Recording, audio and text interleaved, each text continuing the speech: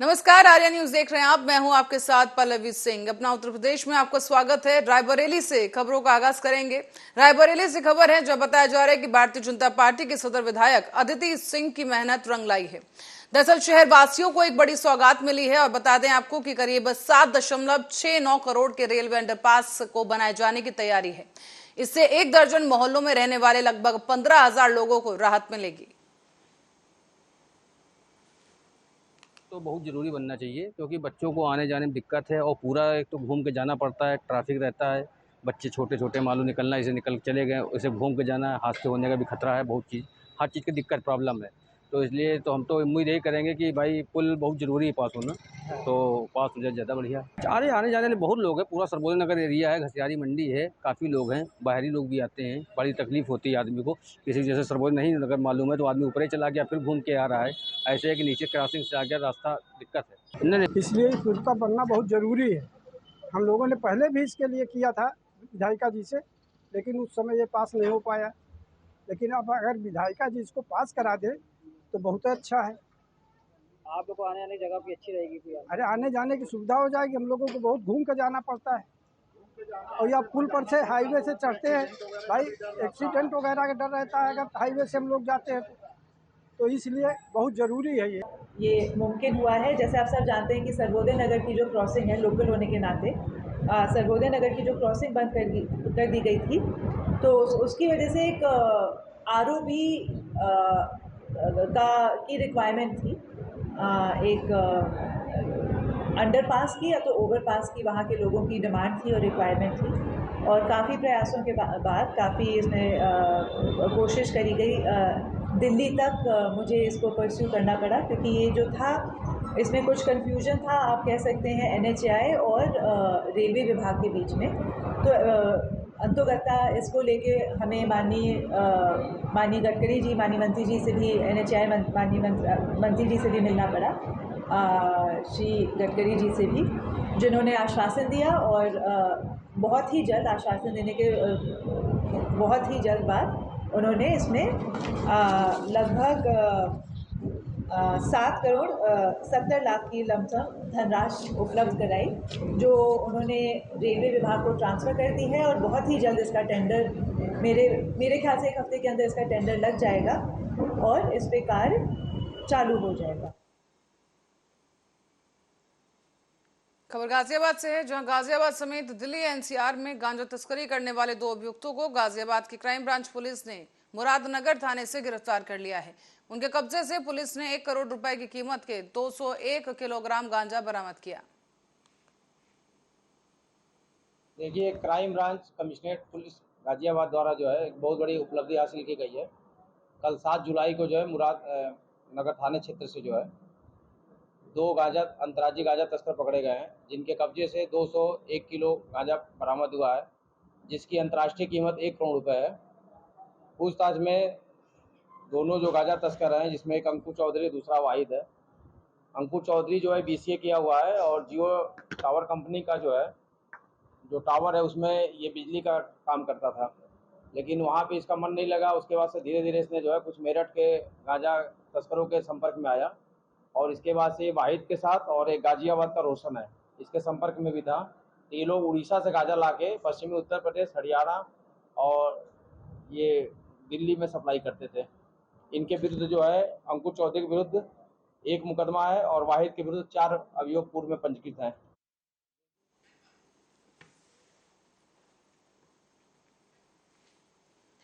और जनपद कानपुर देहात में आज उस समय सनसनी फैल गई जब घर में सो रहे एक बुजुर्ग दंपति की उसी के चचेरे भाई ने डंडे से पीट कर हत्या कर दी। डबल मर्डर से इलाके में हड़कंप मच गया है। घटना से परिजनों में कोहराम है और वहीं घटना की जानकारी मिलते ही मौके पर पुलिस अधिकारी पहुंचे। भारी पुलिस बल मौके पर तैनात है और साथ ही आपको बता दें घटना की जांच जारी है। आरोपी को जल्द गिरफ्तार करने के लिए आश्वासन दिया गया है।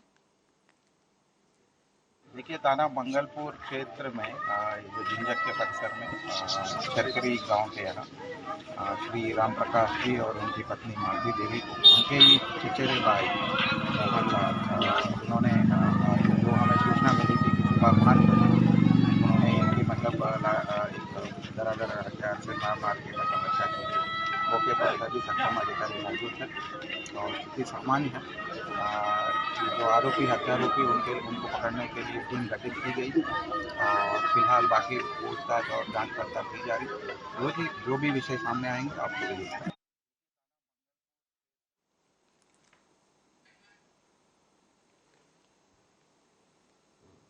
मुख्यमंत्री योगी आदित्यनाथ से लेकर स्वास्थ्य मंत्री तक अस्पतालों की दशा सुधारने लगे हैं, लेकिन फिर भी रायबरेली जिला अस्पताल प्रशासन का मनमाना रवैया लगातार जारी है। दरअसल अस्पताल के वार्डों में मरीज के साथ आवारा कुत्तों के यहां पर देखते हुए मिले हैं। यहां पर ये देख सकते हैं चहलकदमी करते हुए कुत्ते ये अस्पताल के अंदर घुस गए हैं। बताया जा रहा है कि इससे कभी भी कोई बड़ा हादसा हो सकता है, लेकिन इस बारे में अस्पताल प्रबंधन कुछ भी बोलने को तैयार नहीं।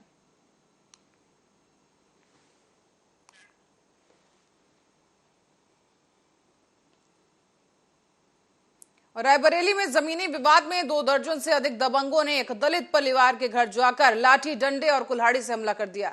इससे हमले में 8 लोग घायल हुए हैं। बताया गया है कि 6 की हालत गंभीर बनी हुई है और इसके बाद पुलिस इस पूरे मामले पर कार्रवाई कर रही है। अस्पताल में जो है उनको इलाज के लिए भर्ती कराया गया है घायलों को, और साथ ही साथ 6 लोगों को गंभीर अवस्था में जिला अस्पताल के लिए रेफर कर दिया गया है। पूरा मामला बचवा थाना क्षेत्र के अंतर्गत सराय उमरपुर गाँव का है।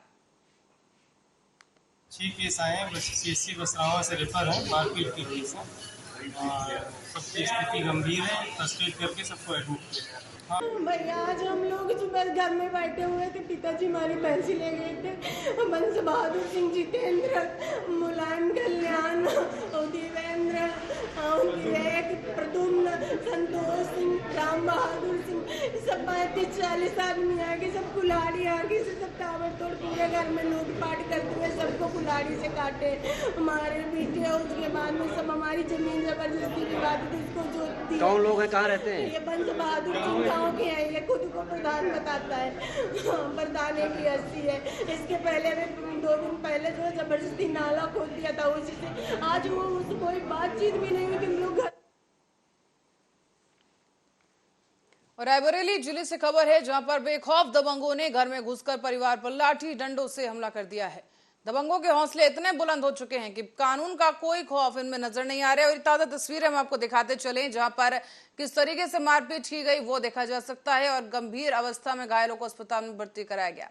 दरअसल बताया जा रहा है कि इस पूरे हमले में एक युवक की मौत हो गई है, जबकि महिलाओं समेत 3 लोग गंभीर रूप से घायल हैं। सभी घायलों को इलाज के लिए जिला अस्पताल में भर्ती करा दिया गया है। हालांकि इस घटना का वीडियो सोशल मीडिया पर जमकर वायरल हो रहा है और पुलिस अब इस मामले की कार्रवाई कर रही है। 15 लोगों ने हमला करके जबरदस्ती घर में घुस के मारा। क्या हुआ है भाई? हमारा एक स्टार होगा, जो महिलाएं जसुआ में भर्ती हैं, एक भाई यहाँ भर्ती है जिला हॉस्पिटल में। कितने लोग थे मारे? तो रहे करीब 10-12 लोग। किस चीज़ से हमला किया था? वो एक टाली मोड़ रहे थे, हमारे दरवाजे बहुत कीचड़ भरा हुआ, तो उन्होंने मना किया, उसी में हमला कर लिया।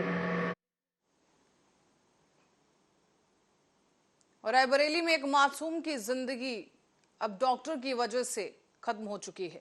बताया जा रहा है क्योंकि इस मासूम के इलाज के दौरान डॉक्टर की लापरवाही, उसकी सजा इस मासूम को अपनी जान देकर चुकानी पड़ी। इलाज के दौरान एम्स में इस मासूम बच्चे की मौत हुई है। बताया जा रहा है कि कुछ ही दिनों पहले आर्य न्यूज पर जब एक खबर चलाई गई थी, जहां दिखाया गया था कि 2 महीने का ये बच्चा है और इस मासूम बच्चे को निमोनिया हो गया था। निमोनिया होने के कारण बच्चे को 13 जून को प्राइवेट सत्यम हॉस्पिटल में भर्ती कराया गया, लेकिन इस दौरान डॉक्टर ने ऐसी लापरवाही बरती कि बच्चे के हाथ में गैंग्रीन संक्रमण फैल गया, जिसके बाद पीड़ित ने न्याय की गुहार लगाई थी। हालांकि जिलाधिकारी ने मामले को तुरंत संज्ञान में लिया और बच्चे को एम्स में भर्ती करवाया, जहां उसका इलाज जारी था। बच्चे के पूरे शरीर में संक्रमण ना फैले, इसके लिए उसके हाथ को काटना जरूरी हो गया था। लेकिन बताया गया है कि बीती रात को बच्चा जिंदगी से जंग हार गया है। हाथ काट दिया गया बच्चे का, लेकिन बावजूद इसके उसे बचाया नहीं जा सका है।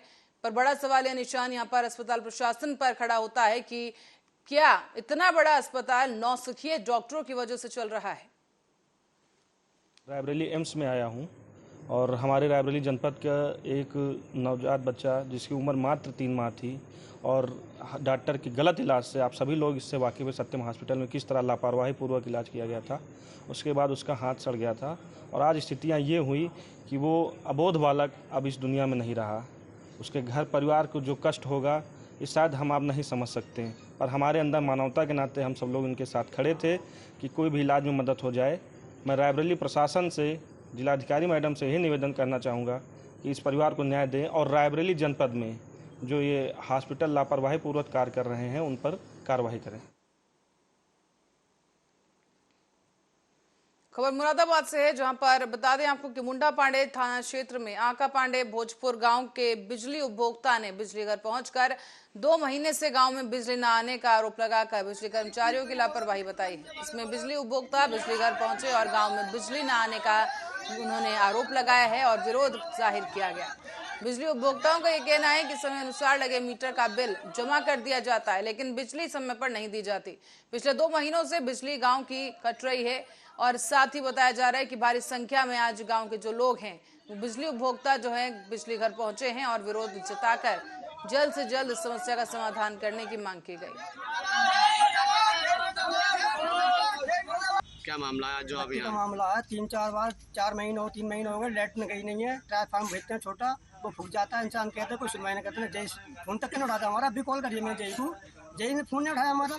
तो चोरी तो खुद चढ़ते हैं जय साहब, फोन नहीं उठाते क्यों ना? फोन जब जनता आती है फोन उठाओ उनका, समस्या सुनो। गाँव में 2 महीने हो गए, बच्चे प्यार को मर रहे हैं लाइट से, लाइट कौन दे रही। अच्छा, अब बात हुई किसी से? अब बात हुई, यही साहब ने फोन उठाया, बात किससे करना था? मैं घूम ली बिजली घर में, कोई अधिकारी है ही ना, सब छुट्टी में। कौन छुट्टी आज ये बताओ? संडे कल की छुट्टी होनी चाहिए, आज छुट्टी है।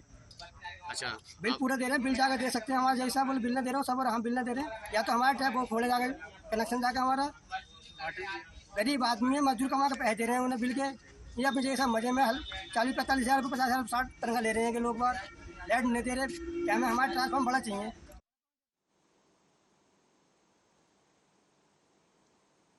और रायबरेली के ऊंचाहार में स्थित एनटीपीसी के संविदा कर्मचारियों ने मुख्यमंत्री को पत्र लिखकर सामूहिक आत्मदाह करने की घोषणा कर दी है। इसके बाद से ही जिला प्रशासन में हड़कंप है। बताया जा रहा है पूरा मामला ऊंचाहार कोतवाली क्षेत्र के अंतर्गत एनटीपीसी के राख उपभोक्ता जो हैं विभाग के, उनका मामला है, जहां पर सेलो ऑपरेटर के पद पर काम करे तमाम संविदा कर्मचारी विरोध प्रदर्शन करते हुए नजर आए। दरअसल सभी संविदा कर्मचारी 13 सालों से एनटीपीसी में काम कर रहे थे, लेकिन अचानक से उनकी संविदा को समाप्त करके उन्हें हाल ही में नौकरी से निकाल दिया गया है, जिससे परेशान होकर पीड़ित सभी कर्मचारी केंद्रीय श्रम आयुक्त राजीव रंजन से न्याय की गुहार लगाने पहुंचे और इस पर केंद्रीय श्रम आयुक्त इन लोगों को दोबारा नौकरी में रखने की बात कहते नजर आए। लेकिन बताया जा रहा है कि एनटीपीसी के कर्मचारियों ने उनकी एक नहीं सुनी और इसी के साथ आहत होकर संविदा कर्मचारियों ने मुख्यमंत्री को पत्र लिखकर सामूहिक आत्मदाह की घोषणा कर दी है। बताया भी जा रहा है कि इसका पत्र अब तेजी के साथ सोशल मीडिया पर भी वायरल हो रहा है। सर क्या किया जाए, यही एक रास्ता विकल्प बचता है। हमको तो खैर बुलाया भी गया था अंदर, लेकिन हमको कहा गया कि तुम्हारी आधी तनख्वाह वापस कर दी जाएगी, 5,000 रुपये तुमको तनख्वाह मिलेगी। 5,000 में? जी और ये तो प्लांट का नियम है, प्लांट के ही अधिकारियों ने कहा ये तो प्लांट के नियम है यार, इसमें हम लोग कुछ कर नहीं सकते, बदलाव नहीं कर सकते। और जितने दिन तुम तो ड्यूटी करने लायक भी नहीं हो, और हम लोगों को 13 साल से यहाँ से ड्यूटी कर रहे हैं, विदाउट इन्फॉर्मेशन, विदाउट कोई नोटिस दिए निकाल के बाहर कर दिया गया है। तो इसलिए आप लोग 14 तारीख को गोपना घाट पे। इसके अलावा सर हम लोगों के पास अब चारा ही नहीं बच रहा है। बच्चों की पढ़ाई लिखाई बाधित हो रही है, घर में अब व्यवस्थाएं फैली हुई हैं, खाने पीने के लाले पड़े हैं, तो और हम लोग क्या किया जाए। और उत्तर प्रदेश में भारी बारिश का कहर जारी है। जहां एक तरफ लोगों के लिए बारिश राहत की खबर है, तो वहीं दूसरी तरफ इस बारिश से कई लोगों का जीवन प्रभावित हुआ है। ये तस्वीरें हैं गाजियाबाद के लोनी से, जहां पर जगह जगह जल भराव है और साथ ही जो सड़कें हैं वो तालाब की तरह दिख रही हैं और इसी के साथ ही जो नाले हैं वो उफान पर पहुंच चुके हैं। इसके कारण कच्चे मकान पर पेड़ों के गिरने का खतरा भी लगातार मंडरा रहा है।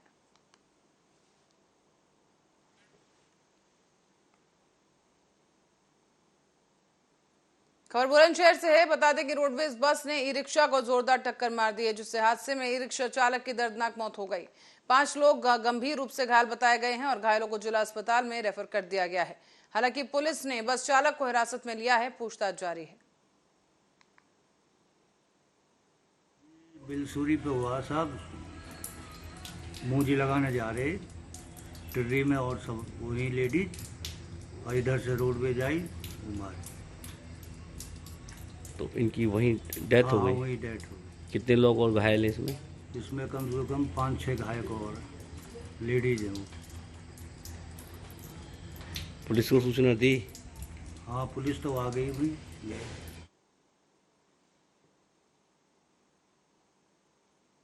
और बीते दिनों स्वीडन देश में पवित्र कुरान को जलाने की घटना सामने आई, जिसके बाद अलीगढ़ मुस्लिम यूनिवर्सिटी के छात्रों ने विरोध प्रदर्शन किया और एक प्रोटेस्ट मार्च निकाला गया। बच्चों ने यहां पर हाथ में पवित्र कुरान लिए छात्र नारे लगाते हुए नजर आए। साथ ही आपको बताते चलें कि इस दौरान यूनिवर्सिटी कैंपस में डक पॉइंट से लेकर बॉम्बे सैयद गेट तक छात्रों ने नारेबाजी करते हुए प्रोटेस्ट मार्च निकाला है। छात्रों ने ये मांग की है साफ तौर पर कि स्वीडन की सरकार को तत्काल बर्खास्त कर देना चाहिए। साथ ही साथ पवित्र कुरान को जलाने वाले व्यक्ति को फांसी दी जानी चाहिए। देखिए, आज हमारा प्रोटेस्ट करने का मकसद हिंदुस्तान के जो मुसलमान हैं उनको इत्तेहाद में लाना, उनको एकजुट लाना, क्योंकि आज कुरान शरीफ को स्वीडन के अंदर जिस तरह से जलाया गया, उसकी बेरुमती की गई, पैरों से रौंदा गया उसको, तो जाहिर सी बात है बहुत शर्म की बात है ये और निंदा करने वाली बात है। और वहाँ जिस हिसाब से स्वीडन की जो गवर्नमेंट है उसकी सहानुभूति के हिसाब से ये कुरान शरीफ को जलाया गया, ये और ज़्यादा शर्म की बात है। तो आज जैसा कि आप लोगों को भी मालूम होगा कि अभी कुछ दिन पहले स्वीडन में जैसा कि रिपोर्ट में आया कि स्वीडन में कुछ लोगों ने कलाम पाक को बाकायदा पब्लिक प्लेस पे ले जा करके उसको जलाया और उसकी बेहुरमती की। तो ये खबर जब आई है तो उसको ले करके यूनिवर्सिटी के लड़कों ने आज अपना प्रोटेस्ट और एहतजाज किया है।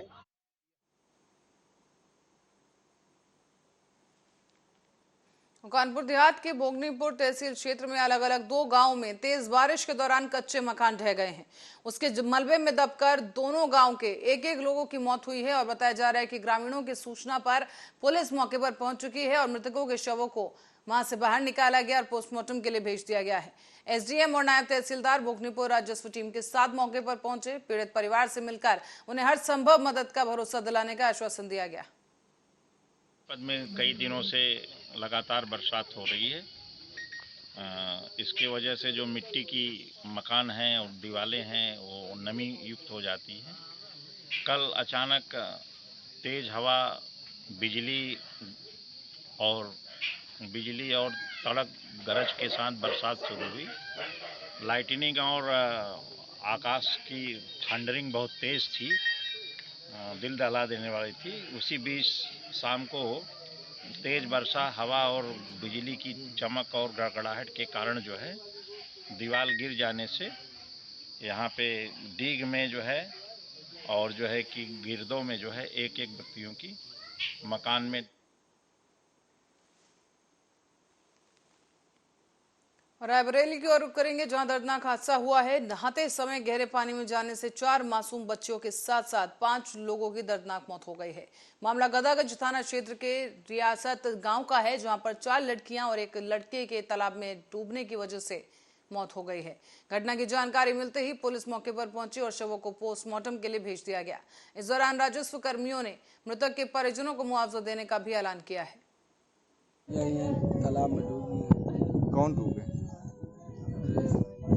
ये ताल में नहाती रही है, नहाते नहाते में तो बूढ़ गई है।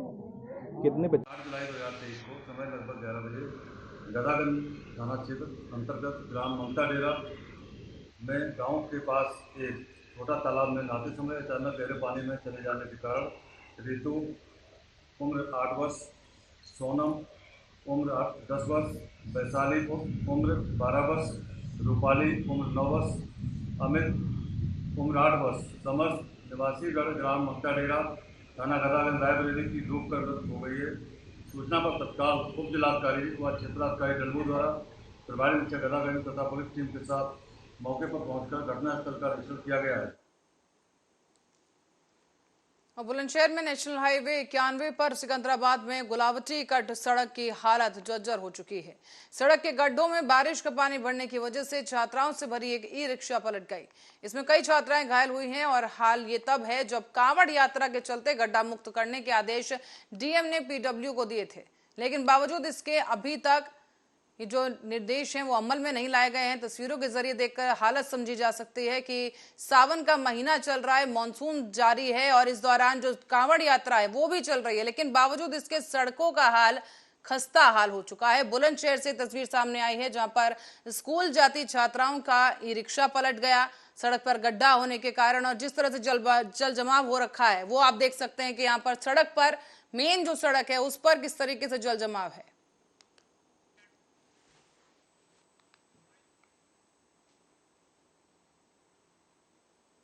अब रुक करेंगे औरैया का, जहां पर सड़क हादसे की एक खबर सामने आई है। तेज रफ्तार एक ट्रॉला ने साइकिल सवार को टक्कर मार दी है।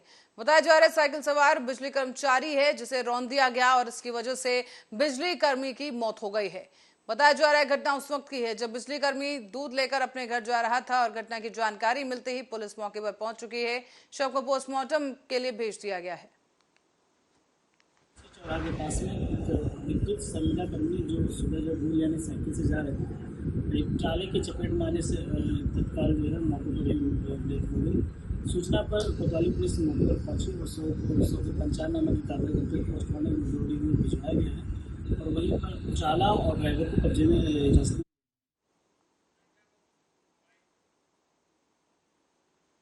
और इस खबर के साथ ही उत्तर प्रदेश बुलेटिन में फिलहाल के लिए इतना ही। खबरों का सिलसिला जारी है, देखते रहिए आर्या न्यूज।